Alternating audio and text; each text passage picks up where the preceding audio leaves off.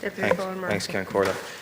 The Palestinian people are being starved to death in Gaza. We've heard rightly again and again about the 14,000 babies who face death from deliberate starvation in the next 48 hours. This is while the Israeli government are openly boasting about the ethnic cleansing that is being carried out.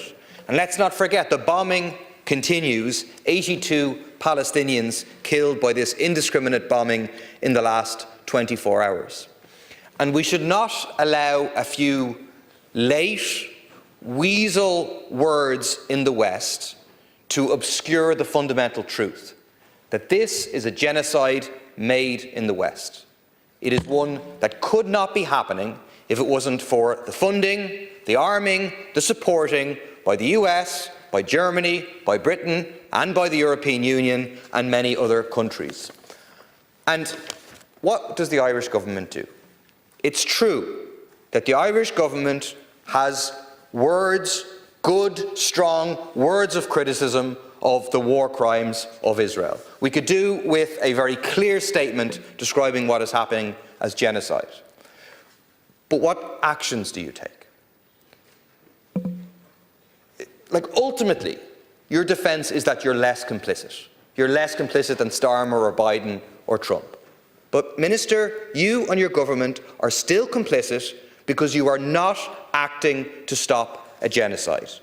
You're dragging your heels on the Occupied Territories Bill. We heard from Deputy O'Gorman about the advice that he received. That's been published by the Ditch. The Attorney-General was clear. It's a political choice not to proceed with that bill.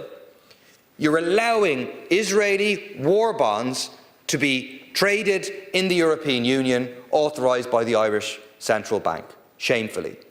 And you're doing nothing. Hear no evil, see no evil about the thousands of tons of munitions flying illegally through Irish airspace to be used in this genocide. When I raised it with the Taoiseach 2 weeks ago, I got a letter back from the Minister for Transport saying there's an examination ongoing and a considerable amount of documentation has had to be scrutinised. This is 9 months now.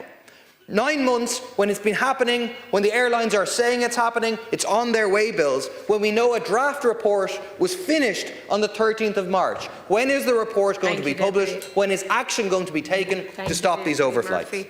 We move now to a government